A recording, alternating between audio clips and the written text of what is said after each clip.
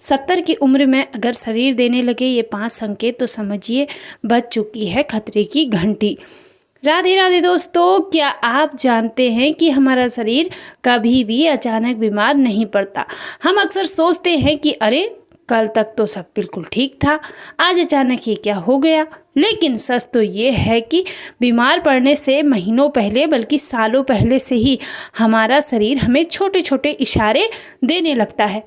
अब जरा एक सवाल का जवाब ईमानदारी से सोच कर दीजिए, क्या आपको या आपके घर के किसी बुजुर्ग को बैठकर उठने में, थोड़ी दूर पैदल चलने में या सीढ़ी चढ़ने में सांस फूलने जैसी दिक्कत होने लगी है? सोचिए सोचिए और बताइए। अगर आपका जवाब हाँ है तो क्या आप भी इसे ये सोचकर टाल देते हैं कि अरे छोड़ो, अब तो उम्र हो गई है, बुढ़ापे में तो ऐसा होता ही है। अगर आप ऐसा सोचते हैं तो ठहरिए, ये बुढ़ापे की सबसे बड़ी और ख़तरनाक गलतफहमी है। 70 साल की उम्र जीवन का वो पड़ाव है जहाँ सेहत का ख्याल रखना सबसे ज़्यादा ज़रूरी हो जाता है। शरीर कोई ऐसी पुरानी मशीन नहीं है जो बिना बताए अचानक बंद पड़ जाए। वो खतरे की घंटी पहले ही बजाता है, बस ज़रूरत है उस घंटी की आवाज़ को सही समय पर सुनने की। आज के इस वीडियो में हम उन 5 सबसे बड़े और ख़तरनाक संकेतों के बारे में बात करेंगे जिन्हें अगर आपने समय रहते पहचान लिया तो आप खुद को या अपने घर के बुजुर्गों को किसी बड़ी बीमारी का शिकार होने से बचा सकते हैं। इसलिए इस वीडियो को बिना स्किप किए पूरा जरूर देखिएगा, क्योंकि ये आपके और आपके अपनों के जीवन के लिए बहुत काम की साबित होने वाली है जानकारी। दोस्तों, पहला सबसे महत्वपूर्ण संकेत है बिना किसी सहारे के 10 से 15 मिनट लगातार पैदल न चल पाना। अक्सर जब हम 70 के पार होते हैं तो लोग कहते हैं कि अब चलने फिरने की क्या ज़रूरत है, आराम करो। लेकिन ये सोच बिल्कुल ही गलत है। चलना हमारे शरीर की सबसे स्वाभाविक प्रक्रिया है। अगर आप या आपके घर के बुजुर्ग बिना छड़ी, बिना किसी दीवार या बिना किसी व्यक्ति का हाथ पकड़े सिर्फ 10 से 15 मिनट भी लगातार नहीं चल पाते हैं तो इसे केवल उम्र का असर मानकर नज़रअंदाज ना करें।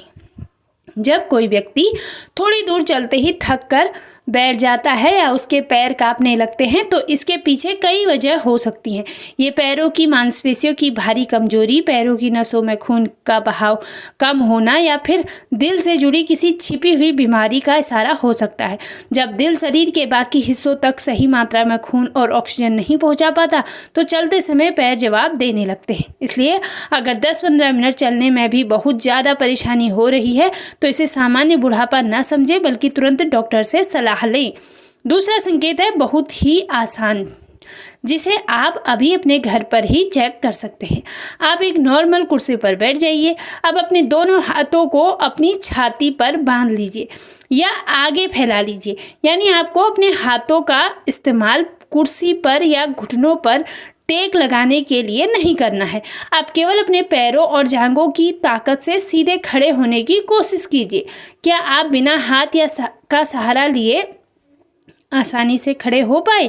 अगर बिना हाथ टिकाए उठ पाना असंभव लग रहा है या बहुत ज़्यादा ताकत लगानी पड़ रही है तो इसका मतलब है कि आपकी जांघों और कूल्हों की मांसपेशियां बहुत ज़्यादा कमज़ोर हो चुकी हैं। मेडिकल साइंस की भाषा में इसे साइकोपीनिया यानी मांसपेशियों के घनत्व का तेजी से कम होना कहते हैं। उम्र बढ़ने पर मांसपेशियों का थोड़ा कमजोर होना तो सामान्य है, लेकिन इतनी कमजोरी आ जाना कि इंसान अपनी कुर्सी से भी खुद न उठ सके, इस बात का सबूत है कि शरीर अंदर से खोखला हो रहा है। अगर समय रहते इस पर ध्यान नहीं दिया गया तो आगे चलकर खुद से शौचालय जाना या उठना बैठना भी दूसरों पर निर्भर हो सकता है। ध्यान रहे इस बात का, मैंने कुर्सी पर बैठकर कहा है, नीचे जमीन पर बैठ के नहीं कहा है। वैसे भी बुढ़ापे में नीचे बैठना आसान नहीं होता। तीसरा सबसे गंभीर संकेत है चलते चलते अचानक चक्कर आना या कदम लड़खड़ाना। क्या आपके साथ कभी ऐसा होता है कि आप सीधे चल रहे हो और अचानक ऐसा लगे कि जमीन खिसक रही है या सिर घूम गया? 70 की उम्र में संतुलन का बिगड़ना केवल सामान्य शारीरिक कमजोरी नहीं होती, ये आपके दिमाग और नसों के बीच तालमेल की कमी को दर्शाता है। जब हमारे दिमाग का वो हिस्सा जो शरीर को बैलेंस में रखता है सही से काम नहीं करता या नसों में कमजोरी आने लगती है तो चलने में पैर डगमगाने लगते हैं। पॉर्किशन या सर्वाइकल जैसी बीमारियों की शुरुआत में भी ऐसा ही होता है। बुढ़ापे में बार बार संतुलन बिगड़ना और गिरना बहुत खतरनाक साबित हो सकता है। इस उम्र में हड्डियां पहले से ही कमज़ोर होती हैं और एक बार गिरने से हिप बोन, कूल्हे की हड्डी या रीढ़ की हड्डी में फ्रैक्चर हो सकता है, जिससे इंसान हमेशा के लिए बिस्तर पर आ सकता है। इसलिए चक्कर आने या संतुलन बिगड़ने को कभी भी नज़रअंदाज ना करें। चौथा महत्वपूर्ण संकेत है थोड़ी सी सीढ़ियाँ चढ़ने पर या घर का कोई छोटा मोटा काम करते ही बहुत तेज सांस फूलना और छाती में भारी बनाना। अक्सर जब बुजुर्ग 2-4 सीढ़ियाँ चढ़ते हैं और हाँफने लगते हैं तो परिवार के लोग कहते हैं कि अरे आप रहने दो, आपकी उम्र हो गई है। लेकिन रुकिए, थोड़ी सी मेहनत में बहुत ज़्यादा सांस फूलना सिर्फ उम्र का तकाजा नहीं है, ये सीधे तौर पर आपके फेफड़ों यानी लंग्स या आपके दिल हार्ट की कमजोरी की ओर इशारा करता है। अगर सीढ़ी चढ़ते समय, पंखा साफ करते समय या थोड़ा सा वजन उठाते ही आपकी सांसें तेजी से चलने लगती हैं, सीने में जकड़न महसूस होती है या सांस लेते समय गले में सीटी जैसी आवाज़ आती है, तो ये दिल की धमनियों में ब्लॉकेज यानी हार्ट ब्लॉकेज या फेफड़ों की किसी बीमारी का शुरुआती लक्षण हो सकता है। अगर लेटने पर सांस लेने में तकलीफ हो और बैठकर आराम मिलता हो तो ये और भी ज़्यादा ध्यान देने वाली बात है। इसे कमजोरी मानकर टालने की भूल बिल्कुल भी ना करें। पांचवा और आखिरी सबसे बड़ा संकेत है बिना किसी वजह के भूख का अचानक बिल्कुल खत्म हो जाना और शरीर का वजन तेजी से गिरने लगना। कई बार लोग सोचते हैं कि चलो अच्छा है, बुढ़ापे में वजन कम हो रहा है, शरीर हल्का रहेगा, लेकिन बिना किसी डाइटिंग, कसरत या जानबूझकर किए गए प्रयास के अगर आपका वजन 2-3 महीनों में अचानक 4 से 5 किलो कम हो जाता है तो ये बहुत चिंता का विषय है। जब शरीर के अंदर कोई बड़ी बीमारी या अंदरूनी इन्फेक्शन पनप रहा होता है तो लीवर और पाचन तंत्र सही से काम नहीं कर रहे होते हैं, तो सबसे पहले हमारी भूख गायब हो जाती है। शरीर बीमारियों से लड़ने में अपनी ऊर्जा लगाने लगता है, जिससे मांसपेशियां गलने लगती हैं और वजन तेजी से घटने लगता है। इसलिए वजन घटने को हर हमेशा ये ना सोचे कि ये सामान्य है, ये गलत करते हैं आप। अगर आपको या आपके घर में किसी बुजुर्ग को खाने का बिल्कुल मन नहीं करता, थोड़े से खाने में ही पेट भरा भरा लगता है और कपड़े ढीले होने लगे हैं, तो बिना देर किए डॉक्टर से पूरा बॉडी चेकअप करवाना बहुत ज़रूरी हो गया है। दोस्तों, अभी हमने उन 5 संकेतों के बारे में जाना जो शरीर में खतरे की घंटी की तरह काम करते हैं। अगर इनमें से 1 या 2 लक्षण आपको अपने अंदर या अपने घर के बुजुर्गों में दिख रहे हैं तो घबराने की बिल्कुल भी ज़रूरत नहीं है। सचेत होना और सही कदम उठाना ही इसका असली समाधान है।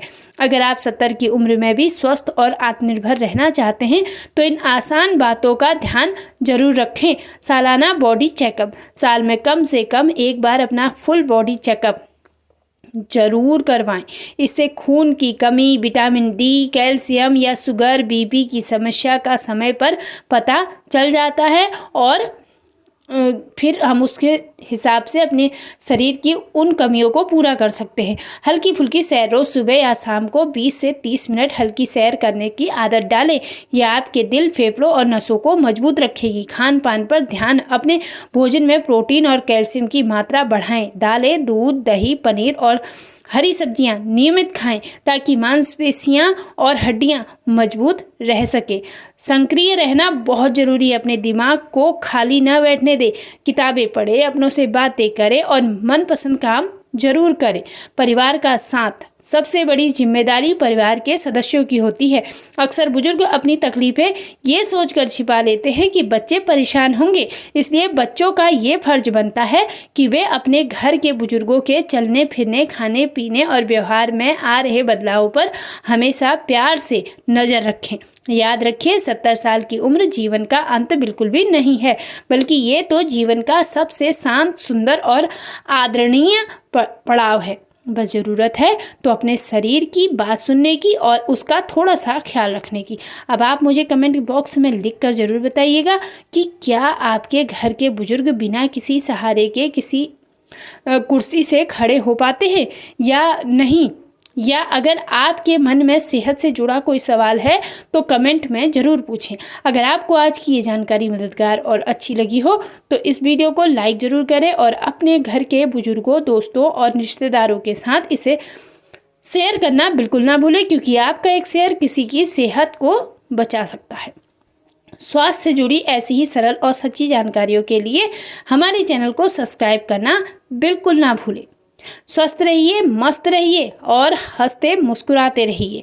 अपनों का बहुत सारा ख्याल रखिए। एक बार फिर से आप सभी को प्यार भरा राधे राधे, जय श्री कृष्ण। वीडियो के अंत तक बने रहने के लिए आप सभी लोगों का दिल से धन्यवाद।